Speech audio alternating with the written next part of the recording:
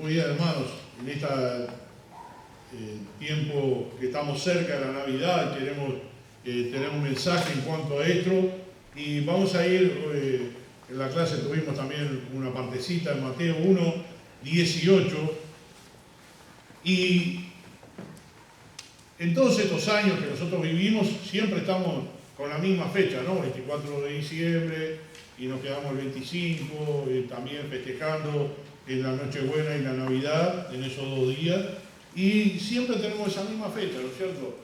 Pero quiero recalcar algo, no es solo la fecha, es un cambio, es el comienzo de una nueva era, el comienzo de una nueva era, el comienzo de una nueva etapa.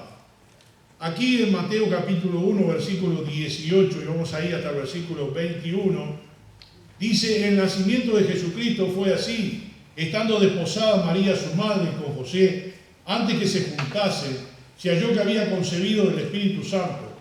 José su marido, como era justo y no quería infamarla, quiso dejarla secretamente. Y pensando él en esto, he aquí un ángel del Señor le apareció en sueños y le dijo: José, hijo de David, no temas recibir a María tu mujer, porque lo que en ella es engendrado del Espíritu Santo es. Y dará a luz un hijo, y llamará su nombre Jesús, porque él salvará a su pueblo de sus pecados. Estamos en vísperas de una de las fechas más esperadas por muchos. Quizás es la fecha que nosotros recalcamos más en el año. Casi siempre nos juntamos en la familia, 7 años es un año atípico, ¿no? Quizás la familia no se junte como en otros años. Y son miles de personas que hacen planes para ese día. En varias partes del mundo están en este festejo, preparándose hace varios días, los comercios, las casas, poniéndole adornos, luces, arbolitos, comprando regalos, preparando todo para la Navidad. Así que la fecha de la Navidad es una fecha muy especial para todos los seres humanos en el mundo entero. Comprar cosas, compartir con los seres queridos, realizar actividades en conjunto con la familia. Así que esta fecha, recordada por muchos, tiene un objetivo, tiene un comienzo. Y el comienzo es el comienzo de un nuevo tiempo, el comienzo de una nueva era. Y para esta celebración universal, porque es de todo, se centra solo en una fecha, un día, y con un énfasis totalmente distinto a lo que realmente significa.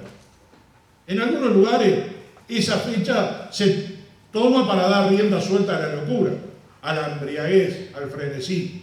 Entonces, en lugar de estar festejando el nacimiento del Salvador, mucha gente está haciendo cosas opuestas a lo que dice la palabra de Dios, a las palabras del Salvador. Vamos a aprovechar este estudio bíblico para hacer énfasis que la Navidad va más allá de ser un día en el calendario. Es rememorar el día en que vino Jesús a este mundo y partió la historia en 2. Fue allí cuando comenzó una nueva era. Y vamos a ver 4 aspectos relacionados con ello.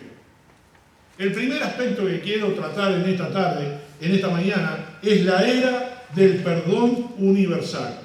En el libro de Hechos, capítulo 5, versículo 31, Hechos 5, 31,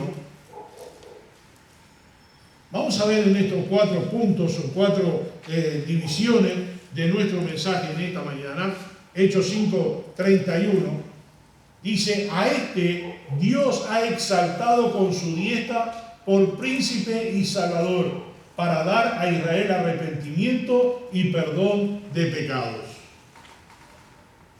En este primer punto quiero tratar la era del perdón universal. Vamos a ir al capítulo 26 de Hechos, versículo 16. Hechos 26, versículo 16.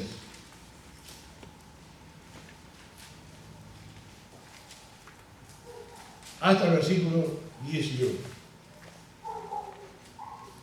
Dice: pero levántate y ponte sobre tus pies, porque para esto he aparecido a ti, para ponerte por ministro y testigo de las cosas que has visto, y de aquellas en que me apareceré a ti, librándote de tu pueblo y de los gentiles, a quienes ahora te envío, para que abra sus ojos, para que se conviertan de las tinieblas a la luz y de la potestad de Satanás a Dios, para que reciban por la fe que es en mí perdón de pecado y herencia entre los santificados. Aquí se le apareció al apóstol Pablo, a Saulo, y le dijo estas palabras: te he llamado para que tú abras los ojos y que hagas convertir a la gente. El Señor Jesús vino a este mundo a traer perdón. El perdón lo daba el Señor, ¿no? La luz la da el Señor. Solamente lo que le estaba diciendo allí al apóstol Pablo. En capítulo 10 de Hechos, versículo 38. 10:38. Dice: como Dios ungió con el Espíritu Santo y con poder a Jesús de Nazaret, y como éste anduvo haciendo bienes y sanando a todos los oprimidos por el diablo, porque Dios estaba con él. Versículo 43, Hechos 10:43. De este dan testimonio todos los profetas, que todos los que en él creyeren recibirán perdón de pecados por su nombre. El Señor vino a traer perdón de pecados. La palabra de Dios nos enseña que todos somos pecadores. De hecho, desde el principio, cuando Adán y Eva desobedecieron, se abrió la puerta al pecado. Y desde aquel entonces no hay ser humano que pueda levantarse y decir que está libre de culpa. Dios siempre ha manifestado su perdón. Y en la historia que vemos aquí en el principio, en Adán y Eva, poco se menciona que cuando ellos se dieron cuenta de lo que habían hecho y sintieron vergüenza, además de estar desnudos, se cubrieron con pieles. Para poder usar piel para cubrirse, algún animal tuvo que ser sacrificado. Alguien tuvo que pagar ese precio. Pues bien, Jesús vino a hacer ese sacrificio perfecto por medio del cual la humanidad puede recibir el perdón. Ya no se necesita sacrificar animales para ser limpiados de los pecados, como se hacía en el Antiguo Testamento, porque Jesús ya pagó ese precio en la cruz. Así que estamos en la era del perdón. Nosotros, los que creemos en las dispensaciones, creemos en el tiempo de la gracia. Gracia es perdón. Y sabemos por la palabra de Dios que un día la gracia se terminará y ya no habrá perdón. Se cerrará la puerta, como pasó con el arca de Noé. El tiempo que estuvo abierta la puerta y al final se cerró, y por más que querían entrar ya no podían. Un día que Dios cerró la puerta. Tiempo de gracia, una era de gracia, de perdón. A los suyos vino y los suyos no le recibieron, más a todos los que le recibieron le dio la potestad de ser hechos hijos de Dios. Y aquí estamos nosotros, entramos nosotros. Por la gracia de Dios nosotros estamos en esta dispensación, en este tiempo de gracia y de perdón. Ahora, desde el principio, Dios ya había provisto cubrir el pecado de la humanidad. Lo hicieron a través de los sacrificios de los animales. Miles y millones de animales murieron para cubrir el pecado del hombre. No obstante, luego vino el Señor Jesucristo y murió y derramó su sangre por nosotros para siempre. Y no hubo que hacer más sacrificio de animales. Así que estamos en la era de la gracia y del perdón. La segunda parte que quiero tratar está en Juan capítulo 3, versículo 16. Y ya lo conocemos, ¿no es cierto? Es el título de nuestra iglesia. Sabemos exactamente qué significa. Porque Dios amó al mundo y envió a su Hijo unigénito para que todo aquel que en él crea no se pierda, mas tenga vida eterna. Estamos en la era del amor de Dios. Dios amó al mundo y envió a su Hijo unigénito para que todo aquel que en él cree no se pierda, mas tenga vida eterna. Debe ser el versículo más conocido a todos los creyentes de todos los tiempos. Y el comprender este pasaje, el comprender este versículo, el amor de Dios, un Padre celestial que amó al mundo y le dio la participación de recibir lo que vimos en el primer punto, la gracia o el perdón, gracias al amor de Dios. Y este verbo de dar, dio a su Hijo unigénito. El verbo de dar dice que Dios amó y dio a su Hijo. El amor de Dios es un amor perfecto. De hecho, Él es amor. Y el amor busca dar antes que recibir.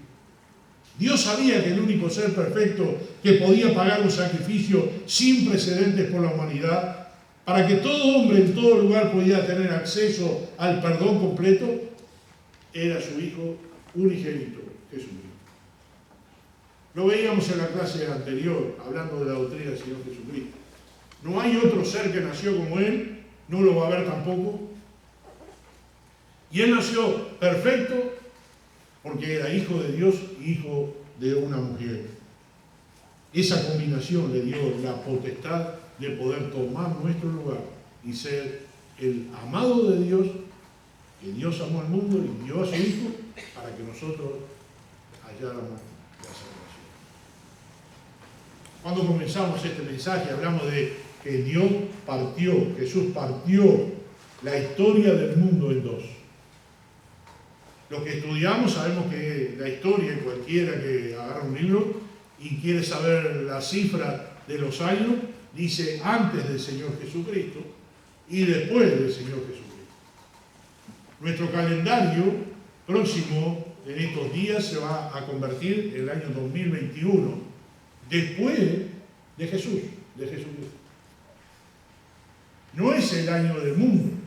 Los israelitas tienen un año 5000 y pico de tiempo. No es los años de la humanidad tampoco, del tiempo de Adán y Eva. Ahí ya calculamos que estamos entre 8 a 10.000 años. ¿Por qué estamos en el año 2021? ¿Por qué nuestro calendario va a convertirse en el 2021? Porque es a partir de la fecha del Señor Jesucristo. Así que la historia se parte en dos. La era mundial se parte en dos. Vino a cambiar la historia, vino a cambiar el calendario, vino a cambiar la historia de la humanidad entera. En el tercer punto que tengo para hoy, vamos a hablar sobre la era de la reconciliación. Vamos a ir al libro de Efesios, capítulo 2, Efesios, capítulo 2. Ustedes discúlpenme si yo voy muy rápido y sé que algunos llegan más tarde que yo, pero es por no perder tiempo, no es porque los quiero dejar a pie, ¿no? A algunos les cuesta más llegar al pasaje y a otros no. Y uno que más o menos conoce la Biblia de uno sabe más o menos dónde está, ¿no? Y le va poniendo el dedo allí, más o menos sabiendo en los años que lee la Biblia y conoce su Biblia. Y por eso más o menos llega antes que otros, o porque tenemos muchos años yendo a la Biblia, ¿no? Es importante aprender de memoria los capítulos, los libros, para poder entonces llegar rápido a la dirección que doy. Si no la pueden llegar, bueno, escúchala, porque no pierdan eso, ¿no? Capítulo Efesios 2, 11 al 18. Dice, por tanto, acordados de que en otro tiempo vosotros, los gentiles en cuanto a la carne, era llamado incircuncisos por la llamada circuncisión hecha con mano en la carne. En aquel tiempo estabais sin Cristo, alejados de la ciudadanía de Israel y ajeno a los pactos de la promesa, sin esperanza y sin Dios en el mundo. Pero ahora en Cristo Jesús, vosotros que en otro tiempo estabais lejos, habéis sido hechos cercanos por la sangre de Cristo, porque Él es nuestra paz, que de ambos pueblos hizo uno, derribando la pared intermedia de separación, aboliendo en su carne las enemistades, la ley de los mandamientos expresado en ordenanza, para crear en sí mismo de los dos un solo y nuevo hombre, haciendo la paz, y mediante la cruz reconciliar con Dios a ambos en un solo cuerpo, matando en ellos las enemistades. Y vino y anunció las buenas nuevas de paz a vosotros, los que estabais lejos y los que estabais cerca, porque por medio de Él, los unos y los otros, tenemos entrada por mismo espíritu al Padre. La era de la reconciliación. Enemistados, ahora reconciliados. Separados, pero ahora juntos. Y el pasaje del apóstol Pablo en el libro de Efesios está hablando de los dos pueblos, judío, gentil, los no creyentes y creyentes. Ahora aquellos judíos podían unirse a la iglesia y aquella iglesia podía unirse a los judíos. Y ser un mismo pueblo, reconciliado, dice, mediante la cruz, y reconciliarse con Dios. El hombre quizás no pueda reconocer que está enemistado con Dios. Su naturaleza humana no reconoce esa enemistad. Pero los que no son hijos de Dios, creyentes, están ajenos a Dios y van a tener su juicio. Cuando los seres humanos tenemos conflictos, problemas, discusiones y riñas entre nosotros, tenemos una opción que se llama reconciliación y perdón. Y lo que sucede cuando se elige por el perdón es, por lo general, el ofendido espera que quien se acerca sea el ofensor. Casi siempre esperamos que los demás nos pidan perdón a nosotros, no nosotros vamos a él. En este caso, el ofendido es Dios, porque el pecado lo hizo el hombre, generó el hombre. El ofendido va hacia el ofensor y le provee un medio de perdón. Dios, ofendido por el pecado de la humanidad, proveyó una salvación por medio del Señor Jesucristo, reconciliar al mundo. Esto es lo que decía este pasaje que acabamos de leer en Efesios 2, 11 a 18. Dios envió a su Hijo unigénito para que todo aquel que crea en Él no se pierda, mas tenga vida eterna. La reconciliación de la enemistad entre Dios y los hombres, Dios proveyó un medio de perdón. Y el medio de perdón es la sangre de Cristo al enviar a su Hijo a este mundo. Parece que no es lógico que el ofendido vaya a proveer una salvación o un perdón. Pero Dios esa lógica no la prestó atención, quedó abolida. El hombre ha sido pecador, desobediente, rebelde, desde que fue creado. Y no obstante, Dios, el ofendido, le dio el primer paso. ¿Cómo puede reconciliarse conmigo? Nadie se acercó a decirle: Dios, por favor, haz algo por nosotros, perdónanos. No. Dios mismo proveyó la salvación. Ya se lo prometió a Adán y Eva. Ya en ese momento de sacrificar un cordero para tapar la vergüenza de su pecado, Él ya proveyó el medio por el cual iba a ser reconciliado. Luego sus hijos. Abel, por ejemplo, entregó un cordero por el pecado de él, en cambio su hermano Caín no. Dios ya había manifestado que para reconciliarse con él debía haber remisión, derramamiento de sangre para que haya remisión de pecado. ¿Cómo se perdonaba entonces el pecado de la humanidad en aquel tiempo, en el Antiguo Testamento? Derramando sangre de un animal perfecto. No podía ser dañado, quebrado su patita o manchado. Tiene que ser perfecto. Y ese tomaba el lugar del pecador y moría del animal. El cordero moría por él. Y así sucesivamente hasta la historia del Señor Jesucristo. Y el Señor Jesucristo murió perfecto y derramó su sangre para el perdón de nosotros. Sin derramamiento de sangre no hay perdón de pecados. En este caso ya no tenemos que sacrificar ningún animal. Ya no tiene que morir Jesús nunca más. Una vez y para siempre, lo decía el apóstol Pablo en el libro romano. Para siempre. Ya el Señor murió por nuestros pecados. En cuarto lugar, lo dice Isaías capítulo 9, versículo 2, Isaías 9, 2. Este es un nombre que me encanta, el nombre que le puso el profeta. o que lo nombró el profeta al Señor. Primero leo el versículo 2 y luego el versículo 6. Dice Isaías 9:2.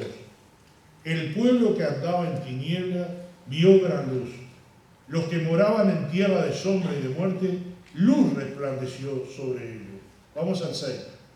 Porque un niño nos es nacido, hijo nos es dado, y el principado sobre su hombro, y se llamará su nombre admirable, consejero, Dios fuerte, Padre eterno, príncipe de paz. El versículo 2 está hablando que la humanidad estaba en tiniebla y resplandeció la luz sobre ellos. El versículo 6 está diciendo quién es el que va a darle el resplandor y lo va a convertir de las tinieblas a la luz, y es el que dice el último nombre, príncipe de paz. Hay varios nombres que allí lo llaman, ¿no es cierto? Consejero, Dios fuerte, Padre eterno, y me encanta la frase, príncipe de paz. El Señor vino a traer luz y paz. De las tinieblas, como decía el apóstol Pablo en el libro de Efesios 2:11, convertidos de las tinieblas a la luz. El apóstol Juan, en su primera carta, en las cartas del apóstol Juan, primera de Juan, dice que estábamos en tinieblas, pero ahora estamos en la luz. Hemos salido de las tinieblas, hemos salido de la oscuridad y ahora estamos en la luz. Somos hijos de luz. ¿Por qué? Por el príncipe de paz. Nadie tiene un título que pueda llegar a poseer. No hay Nobel de paz que lo iguale. Jesús es el príncipe de paz. Una vez reconciliados con Él, tenemos no solo paz, sino también luz, porque al recibirlo como nuestro Señor y Salvador, automáticamente nuestra vida se llena de luz. Ya que, como dice Jesús de sí mismo en Juan 8:12, yo soy la luz del mundo. Juan 8:12, yo soy la luz del mundo. El que me sigue no andará en tinieblas, sino que tendrá la luz de la vida. La promesa del que recibe al Señor es que va a salir de las tinieblas a la luz. De ser condenado a ser salvado. De estar enemistado con Dios a ser reconciliado con Dios. El hombre, cuando está alejado de Dios, se le considera que está en tinieblas, está vacío y sin esperanza. No hay nada ni nadie que pueda llenar el espacio que solo Jesús puede saciar. Hay miles de historias de personas que parece que han logrado todo en la vida. Tienen fama, tienen dinero, tienen prestigio, tienen éxito. Podemos decir que no les falta nada, pero de repente están sumidos en una depresión, en una angustia, y se ven desesperanzados y sin ánimo. ¿Qué pasa con ellos? Les falta la luz, les falta la paz, les falta la salvación, y eso es lo único que lo pueden encontrar en la persona del Señor Jesucristo. La Biblia dice que Dios es amor, no que tiene amor, sino que Dios es amor. Y Él lleva paz donde quiera que va. Lleva gozo, la luz, la guía, la bendición. El que no tiene al Hijo no tiene la vida. Y el que cree en el Hijo tiene la vida. Así que, como dije al principio de este mensaje, y ya estoy concluyendo, Jesús vino a partir la historia en dos. Antes de Él y después de Él. Hoy estamos viviendo después del Señor Jesucristo. Ya conocemos la historia. Ya sabemos, no estamos esperando un Mesías Salvador. Ya vino el Mesías Salvador.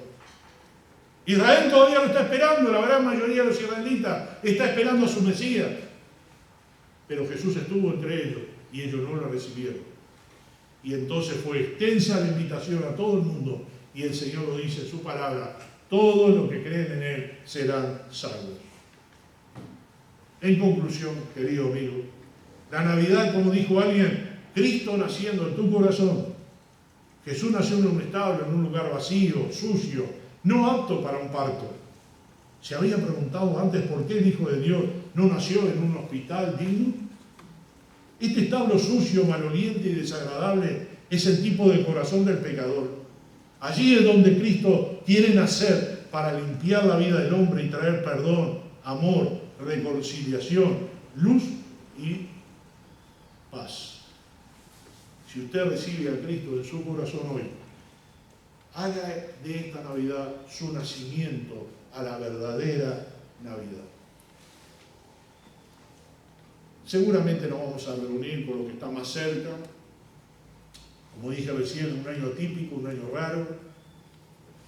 Pero en el tiempo que nos vamos a reunir, el énfasis de nuestra familia cristiana debe ser recordar esto: que Cristo vino a cambiar todo. Cristo fue un revolucionario.